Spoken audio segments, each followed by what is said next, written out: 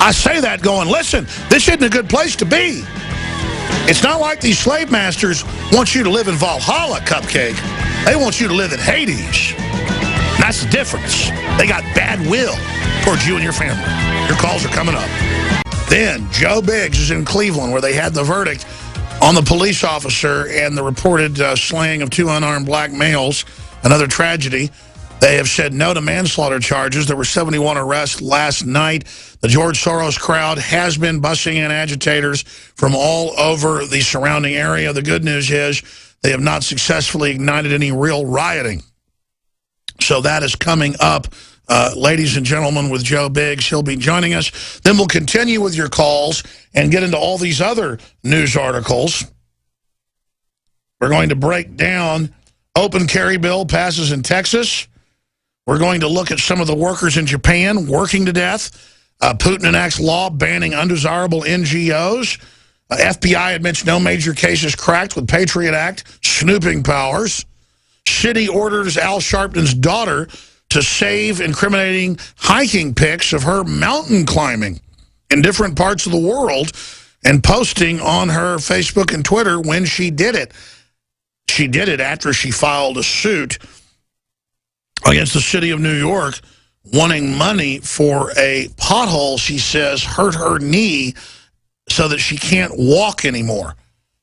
I love her dad, who owes like $3 million in taxes and is above the law, and then they live in big penthouses and have all this money, and then she's trying to sue to get money for her knee. I mean, another ambulance-chasing parasite. Truly sickening. Hey, if I step in a pothole, I'm not going to sue the city over it because I was the person not looking where I was walking. And by the way, I did step in a big pothole at the state park in Big Bend, Texas, and tore my Achilles, and I probably could have sued them for it, and I didn't, because I was the person walking around at night out there. And the folks I was with said, don't walk across there, you might break your ankle. And sure enough, I almost did. Oh, I'm going to sue the state of Texas now. I mean, it is just crazy. But what do you expect? We've created a parasitic system. I've got a stack of articles where the DEA has robbed thousands of people on trains with the federal agency of the TSA. If they find $1,000, $5,000, whatever, they just take it. So, see, it's just the government's full of crooks. The public are a bunch of crooks. It's just scary. Good people have to organize and protect ourselves from these people. Right now, who should I go to first? Who's been holding the longest here? Frank in New York City. Go ahead, or New York State. I don't know. Go ahead, Frank. Alex, how are you? How you doing? Good, brother. Thanks for calling. Thank you. You know what gets me really frustrated was I've been informed with the TTP for about a couple of years now, and it's so frustrating that I'm telling all my coworkers, I tell people from the outside, this is what they're trying to do. They're trying to destroy your sovereignty, take your rights away, control your life, and they don't listen. It's just so damn frustrating. No, it is because they hear TPP. I mean, if they heard it was guys in black uniforms, they'd be concerned. They just hear, oh, corporation, because they don't respect themselves. They've given up. They say, what does it matter if there's some global deal? They've never experienced this type of assault. Just like a dodo bird had never been around humans or prey animals. As prey animals, they'd never been around predator animals. And so within a few years, all the birds had been chicken fried. And that's what happened. And so the general public here has had it good so long that they don't understand how they're being usurped, Frank. You know what gets me angry to the Latin community? I'm actually Latin myself. And basically, you know, you can tell these people every day and they will not listen to you. It's just, it's so frustrating. It gets me angry. It really does. I mean, don't you understand? They're taking your damn rights away. Don't you understand that? Wake up, people. Let's go. Wake up.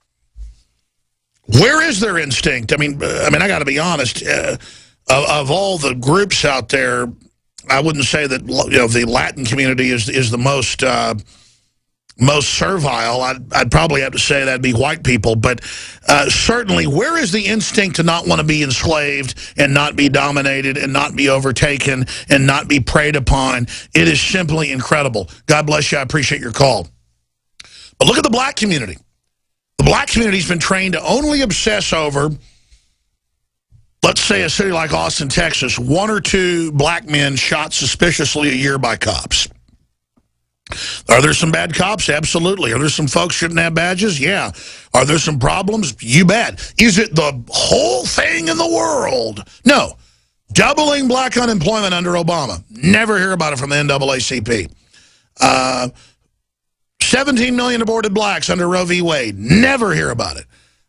Gangster culture, destroying the black community. Never. Because it's easy, because the Democrats and George Soros make every problem in the world about the cops.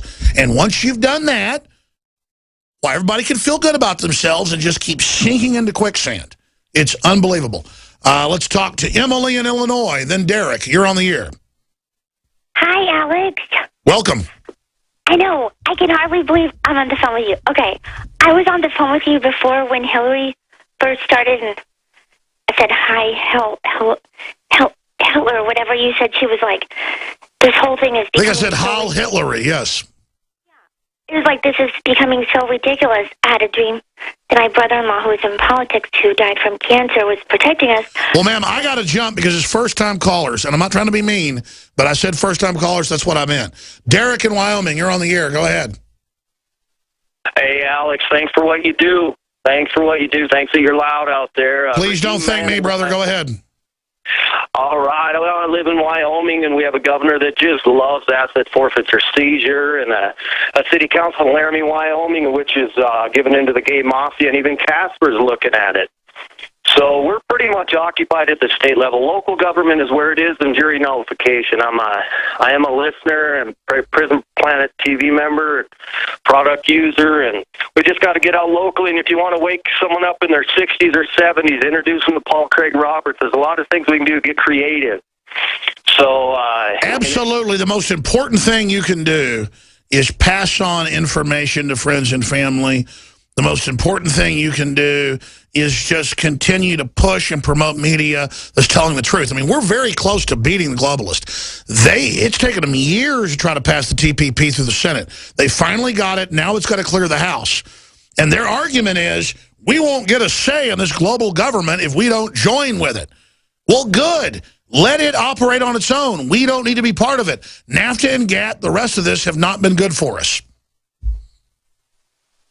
Good. I agree with you. And another thing I appreciate about you is there's no raffle. You won't go down. And you know, there's people talk about the Illuminati, this, that, and the other, all these organizations. I mean, the Jesuits, that oath that was recorded in the Library of Congress in 1883 is a specific, basically, future terrorism.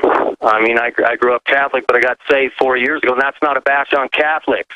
We need to quit being so sensitive. If we got evil within somewhere, a group that we're in, we need to expose it, like the Pope lecturing on global warming. So anyway, I hear you. This new Pope is very Marxist and is promoting global carbon taxes and merging religions, and it's pretty scary, and a lot of Catholics are upset. I know that I'm not a Catholic, but I'm just upset watching it turning into a political system. We got to go to break. We're going to talk to Joe Biggs when we come back, and then after that segment, Sal in New York, Dan in Las Vegas, Antoine in California, and many, many others. But speaking of asset forfeiture seizure, this is something Republicans tend to support, just like they're supporting so-called free trade, and it's horrible. Democrats support it somewhat as well, but not as much. Asset forfeiture seizure is outside the Constitution, and it allows them to take people's property when it's not been adjudicated, they've not been proven to commit a crime, and it's completely out of control. It's unpopular, it's unconstitutional, and it needs to be removed right now. I'm Alex Jones. You're listening to the Alex Jones Sunday edition. We're live, broadcasting worldwide, Infowars.com. Welcome back. Joe Biggs has been covering the Soros-funded anti-police demonstrations around the country that are dealing with legitimate police brutality, legitimate out-of-control behavior in some cases not, like the Brown case and others. But regardless, the federal government wants to federalize police. Al Sharpton has admitted that.